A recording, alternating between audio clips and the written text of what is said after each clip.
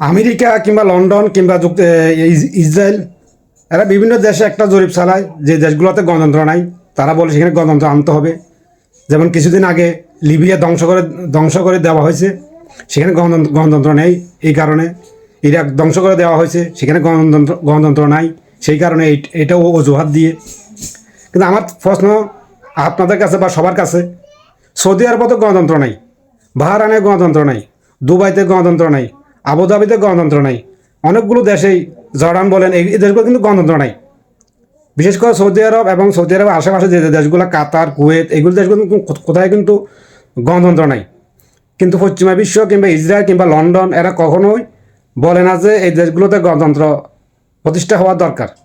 কিন্তু যে দেশগুলো ইসরায়েলকে রাষ্ট্রীয় স্বীকৃতি দেয় নাই, সেই দেশগুলোতে হামলা করা হচ্ছে। যাদেরকে স্বীকৃতি দেয়, যারা স্বীকৃতি দিয়েছে তাদেরকে ইসরায়েল কখনোই হামলা করতেছে না। যেমন আপনি কাতার বলেন, দুবাই বলেন, ওমান বলেন, বাহরাইন বলেন, মানে এই দেশগুলো ইসরায়েলকে স্বীকৃতি দেওয়ার কারণে সেখানে ইসরায়েল কিংবা আমেরিকা হামলা করতেছে না।